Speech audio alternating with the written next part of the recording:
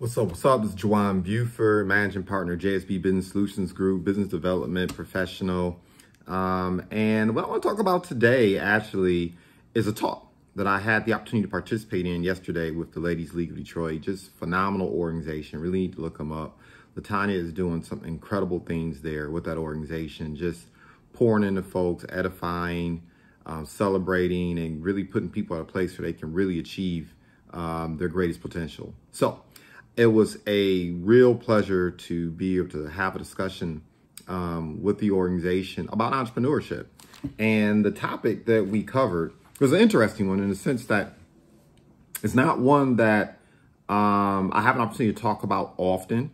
It focused not on necessarily how to be a good entrepreneur or how to market more effectively or how to lead more effectively. It was something that was a great deal more layered. And the discussion topic was, how do you know when it's time to go full time as an entrepreneur, right? 2 feet first. And when did you know it was time?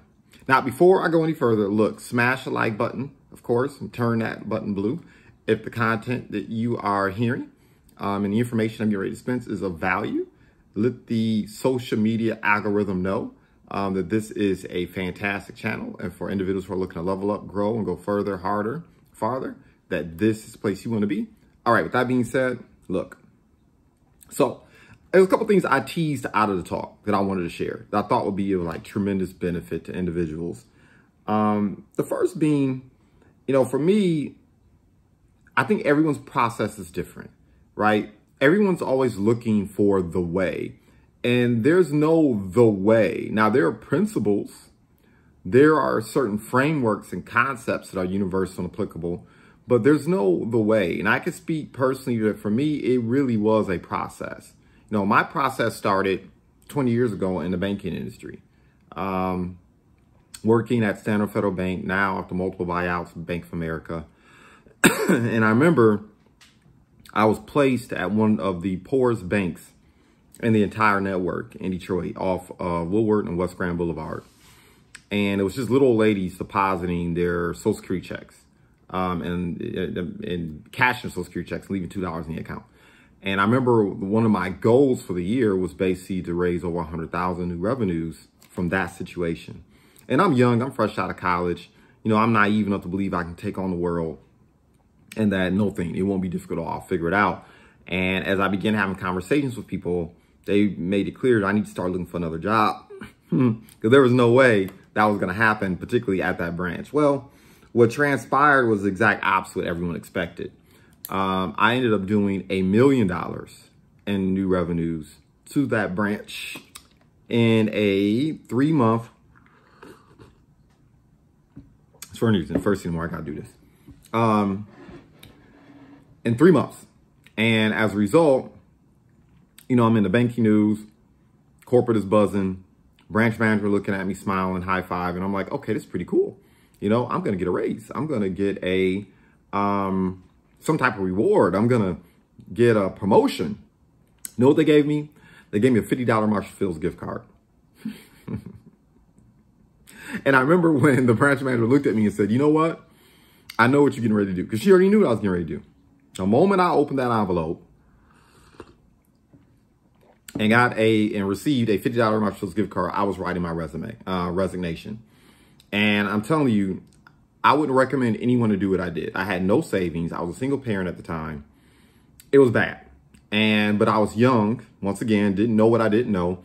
And I remember everybody in their mind were like, look, don't do it. You're about to leave that good paying bank job. Don't do it. I remember even one of the top executives of the company said, look, we see you, right? Because at the time I was doing like the jobs of 3 individuals. I was doing the personal licensed banker thingy. I was doing the assistant manager. And sometimes I was doing a little bit of the managerial responsibility because our staff was in flux, right? Being in that type of environment, that's what happens with banks and those type of poor environments. So everything's in flux. So she was like saying, look, we see you. We see your talent. We see your skill. We see your hunger. Don't leave. Because she knew I was going to leave as a result of what transpired there. And so I left.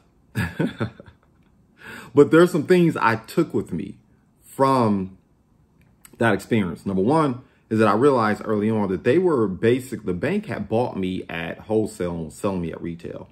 I realized the arbitrage. The error in judgment they made is they allowed me to be introduced to other bankers, other investment bankers, particularly those with securities license, that were basically doing the same work I was doing, except they would have got anywhere from $30 to $50 to $70,000 bonus, and I got a $50 Marshall's gift card.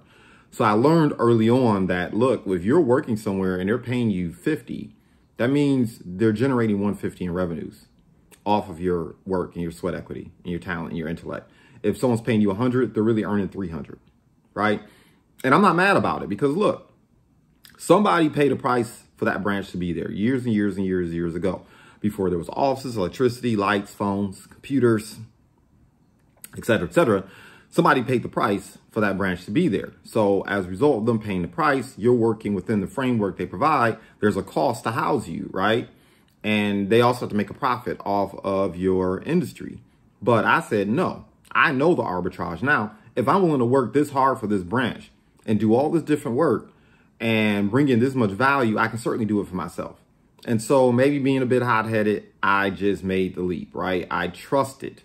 And I trusted for a couple reasons, because look, you hear about overnight success stories and people who go from zero and jump into entrepreneurship and have success right away. And there's no overnight success story. You just hear about them overnight. Trust me, if a person generates enough success to become notable, there was some sweat equity to went into it. And so there were some things I learned while I was there at the branch. Number one, because I was doing several different jobs and had all these responsibilities, I learned how to prioritize. I learned how to prioritize. I learned how to discern what's urgent from what's important. What are the things that need to happen in order for revenues to be generated versus bureaucratic paperwork, disputes, conflicts, et cetera, that needed to be addressed. But those things at the end of the day weren't really impacting the immediate bottom line. And in a branch like that, you had to be aware of what the immediate bottom line is, which is new accounts being opened, new revenues being brought in, mortgages, et cetera, et cetera, et cetera. So I had that skill set that I had developed under fire. The other thing I had was an insane work ethic. One of the biggest mistakes that people make when they're getting ready to make that transition from from part-time entrepreneurship to full-time entrepreneurship is people underestimate the amount of work that's actually going to be required.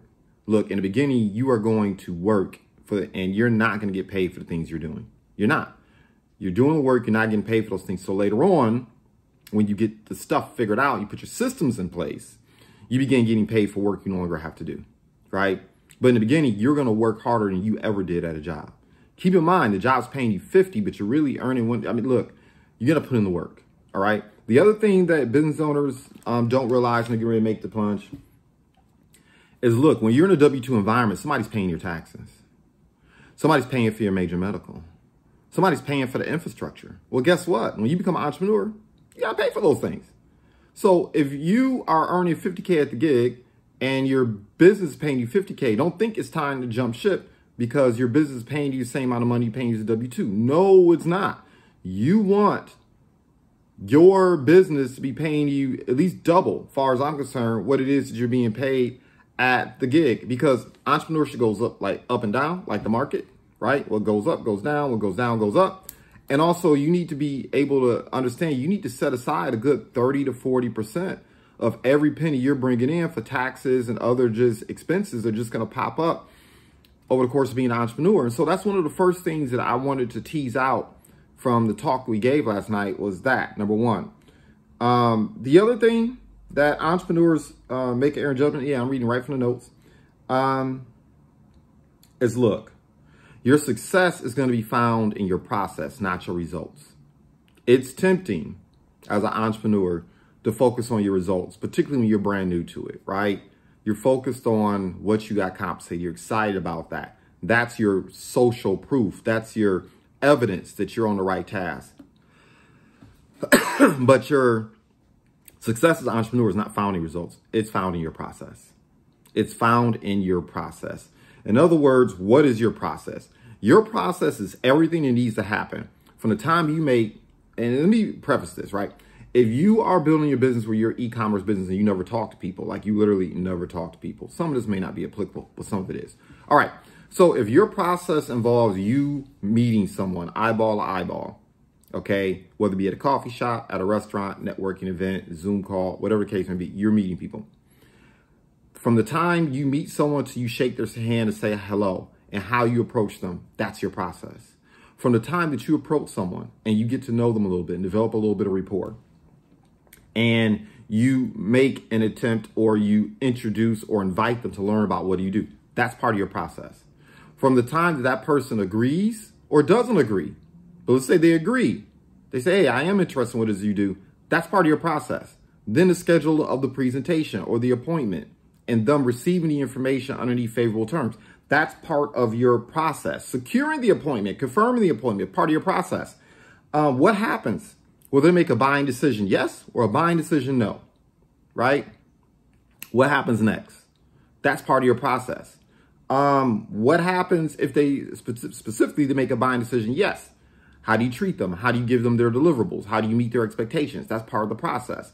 What is your process for acquiring referrals? The quickest route to a destination is a straight line.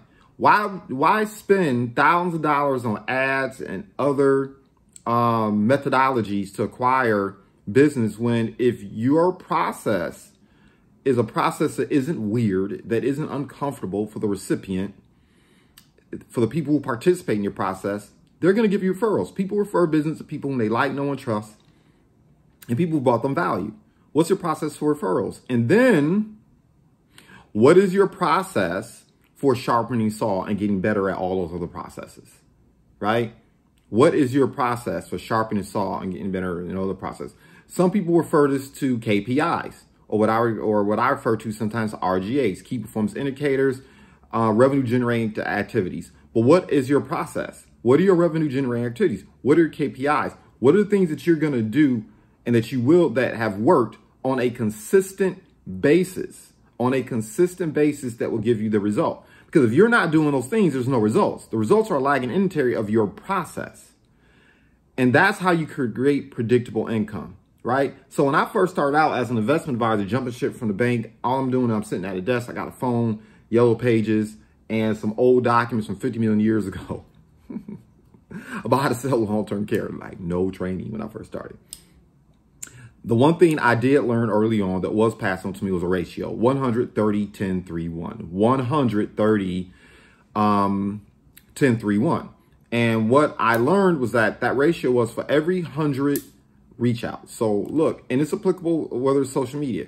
When you're posting content and reaching out to people showing up in their inbox, or if you're cold calling, door knocking, whatever the process may be, I understood there was a ratio that I needed to focus on and get better at. And that ratio was I'm going to reach out to 100 people. For every 100 people I reach out to, I'm only going to get 30 people who are willing to give me an audience who will just listen to me for 10 seconds so I can earn another 30 seconds to actually share what my value prop is and try to schedule the appointment. So I reach out to 100, 30. I actually am able to contact, have a conversation with. After talking to 30 people, developing quick rapport within the first 5 seconds, communicating my value prop, schedule the appointment, 10 appointments. You know, people cancel, they reschedule, all manner of life happens. If you don't like it, move to another planet. It's what people do. They don't keep commitments. And so I knew that out of 10 appointments, I'd probably have a conversation with 3 to 4 individuals. And then out of 3 to 4 individuals, assuming that your value prop, your product or your service is actually meeting a need and you are talking to the right people, you know, one person may become a client. That was my ratio. And you know what? It's borne out throughout my entire sales and entrepreneur journey that ratio shows up time and time again. And usually as an entrepreneur, when you're looking at that ratio, the reason why I like it is because it gives you a measuring stick. It just gives you a general place or a standpoint or milestones to take aim at, right? Because the other thing you learn when you are making the transition from part-time to full-time is that there's a very important rule that's out there. If you're not getting the results that you want, it's either you're not doing something right or you're not doing it enough, right? And I found working with entrepreneurs who make the attempt or who make the transition into full-time and it's beginning to struggle, what they don't realize is not that oftentimes they're not doing it right. That's very true. The reality matters, they're not doing it enough. You're not doing it enough. I'm talking to individuals whom over the course of a week may only talk to 20 or 30 people, may literally reach out. I was chatting with 100 people a day. Yeah, I was reaching out to 100 people a day. So whether that was getting in my car, hell, in the beginning, catching the bus, whatever the case, whatever form of locomotion, and going to a business area and literally knocking on 20 doors and getting hung up on. And then later going to coffee shops in different places, picking up another 20, 30 business cards. And then later on, getting on the phone, yellow pages, straight up, calling individuals out the yellow pages, right? I learned early on, I need to do 100 of those per day. And so I'm being surrounded by individuals, even back then and even today. And people say, well, I'm not getting the results I want. I'm like, well, how many people do you reach out to? I only reached out to 20, 30 people. Well, that's why. I was reaching out to 100 people a day. You're only doing 20, 30 people over the course of a week.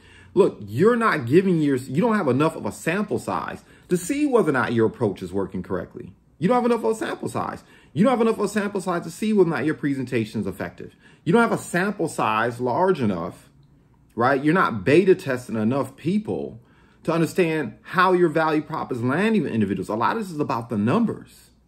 It's about the numbers. If you're getting ready to make the transition to full-time entrepreneurship, I'm telling you straight up, you need to lean into 1,000 people. And you need to pay, I was paying very close attention to my language. I had a journal. So I'd pay attention. Did this approach work when I got off the elevator and talked to someone? Or did it not work? I'm paying attention to the language I use and how it landed with people. Doing my presentation, when people would frown or they would fold their arms, I'm very cognizant of those things, and I would write that stuff down. The things that made people laugh, the things that created credibility, the things that created a feeling of I like you, I feel like I know you, I trust you. I was writing those things down. But you got to lean into a lot of people to begin to see the rhythm, the cadence, and be able to understand what works and doesn't work. So I was leaning into a lot of people. A lot of no's are coming my way. A lot of rejection was coming my way. And you use those things as learning opportunities. I ate them like Skittles because I knew, great, I got this no. 50 no's, 20 no's, 10 no's. I didn't know my yeses around the corner because I'm steadily improving. The reason why journaling was also very important, right, as part of your process is because, look, at some point, you're going to want to scale. At some point, your business is going to outgrow your capacity. You're not going to be able to do it all yourself. You're going to start onboarding talent, whether it be a virtual assistant, some other 1099 worker, or a contractor, administrative assistant, W-2 partners, whatever the case may be. You need to have journaled your process because the biggest expense in business is training people. It's a big expense in terms of time.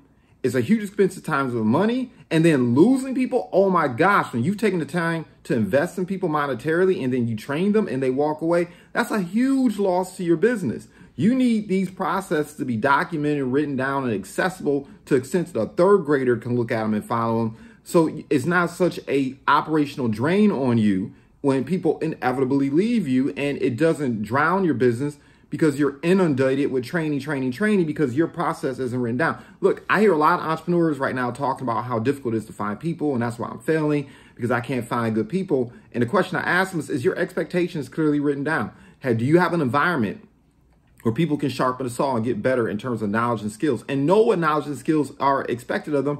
And are you providing an environment that motivates them? You have no right to complain about not having good people if you have good people, but you haven't given them a track to run on. You don't know whether or not they're good or not. All right, I digress. But these are some of the things that we talked about in terms of knowing when it's time to go full time. Getting some of these things worked out is so absolutely important, right? And then the other thing I'll tease out, last but not least, is if you're going to be utilizing social media and how you can employ social media to make the transition from part-time to full-time. And one of the things that I really encourage people to understand is that, look, gone are the days where you take a shotgun and you just shoot, right? And you just spray an entire mass area to see what sticks, right? That doesn't work on social media anymore because we are so segmented in our individual communities and enclaves. That doesn't work. Social media is about developing tribe. It's about developing tribe. It's about having core values, right? Resonance with people, right? Things that you believe in, ways in which you want to change the world that resonate with people, that land with people. Having a core focus, knowing who you want to serve and how you want to serve, and finding individuals who are the who and also want to be served how you want to serve. It's about defining who your, people say target market, buyer persona, buyer avatar. You need to be really clear about why you're doing what you do. And that needs to be communicated, the why, right? Your business has to exist for something other than earning money. There needs to be a reason why the work you do is important. There needs to be a story behind it. There needs to be a core focus in terms of who and you want to serve. Like, people are not looking for information. They're looking for transformation. They're not looking. We can find information on how to invest. We can find information online about real estate. We can find information about diet. We can find information about exercise. We can find information about how to create a Facebook ad. That's not what they're looking for. People are looking for transformation. You have all this information available, but if you know how to use it, it's useless, right? Knowledge is not power. Applied knowledge is power. People want they want to learn how to apply the information to bring about a certain outcome, right? And look, I'm no social media guru. Let me just say that first and foremost. That's not what I am. I am not a social media guru. I don't pretend to be. I have 30,000, almost 30. I'm approaching 30,000 followers on LinkedIn. Probably social media wide, I got about 40,000 followers. So I'm not a guru by any stretch of the imagination. Okay. And I'm not someone, if you're listening to this part of what I'm talking about to learn how to go viral, you're not going to get it. I've never gone viral on anything that I've done. Never, ever gone viral. But what I will tell you is I average several appointments, several clients on a weekly, monthly basis from my social media presence, just doing what it is that I do. And so I'm not here to give a talk on specifically what I do. I'm just giving you frameworks, right? So number one of the first things I encourage people to understand is be very clear about your messaging. Who are you serving? Why are you serving them? What are you trying to help them to do? What's going to be transformation? They meet you, they have a problem. You introduce them to your process, to your value prop, and then there's an outcome. Being able to tell that story and then begin to show receipts is so absolutely important. But how do you get there, right? One of the things that I focus on is being interested, not being interesting.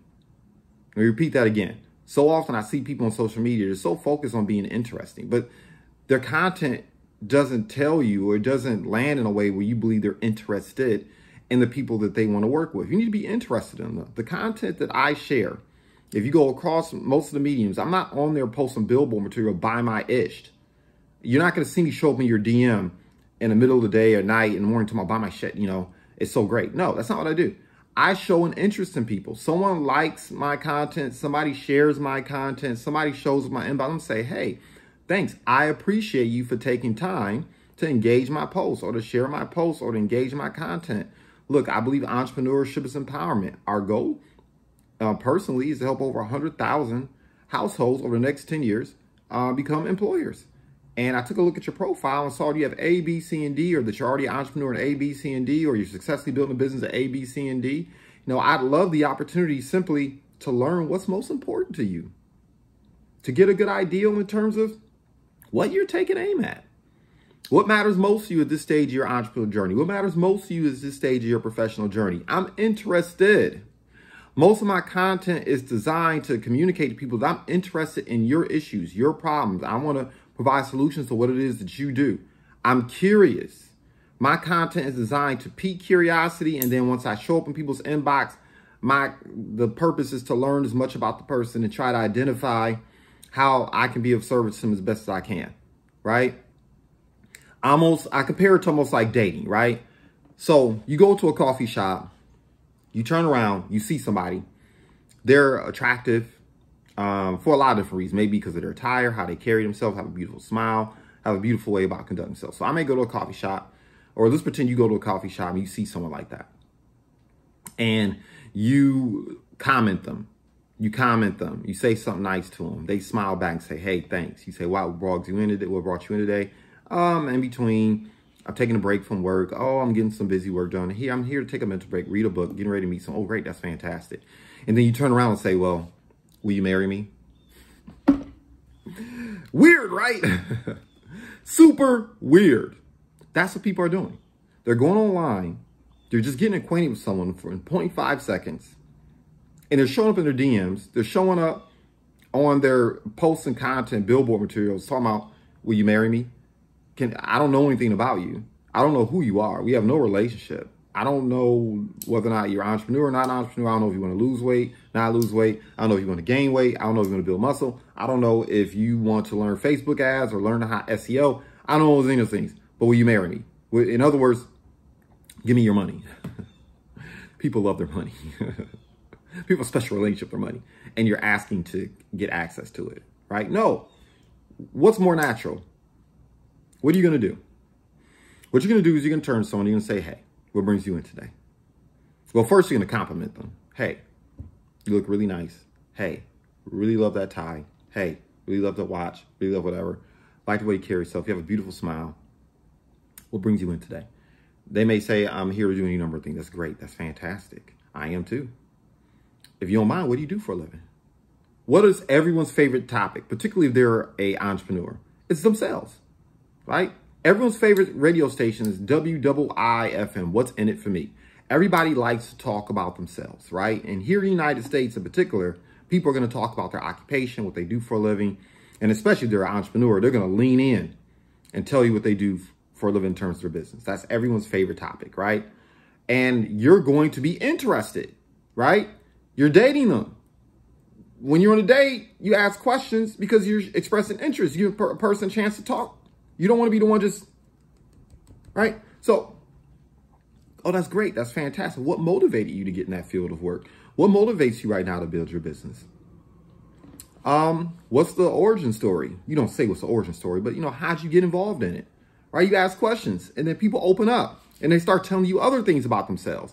Family, occupation, recreation, motivation, right? These things are important. And so you're learning about them. And because you're learning about them, people begin to like, know, and trust you. And they will eventually ask you in so many words or communicate a variety of different ways, what is it you do? What is it you're involved in? What is it that, why are you asking me these questions, right? It's going to show up. And the bottom line is the way you answer those questions in terms of sharing how you can possibly transform their lives and serve them is going to go a long way towards you being able to get to the next step, which is eventually to do what? Schedule a presentation, schedule an opportunity to share 100% of what it is that you do, right? That's the game. That's the process, right? And when you're ready to go full time, particularly if social media is going to be a huge part of what you do, is when you got that part figured out. So those are some of the things that, I wanted to tease out and kind of recap based on what was shared last night during the talk. I hope it serves you. Look, if you want to continue discussion, hit me up on LinkedIn, hit me up via DM. I'll put my contact information, website at the bottom. Leave some additional content that kind of elaborates a little bit more on this topic. And in the meantime, celebrate success in advance. Goodbye for now.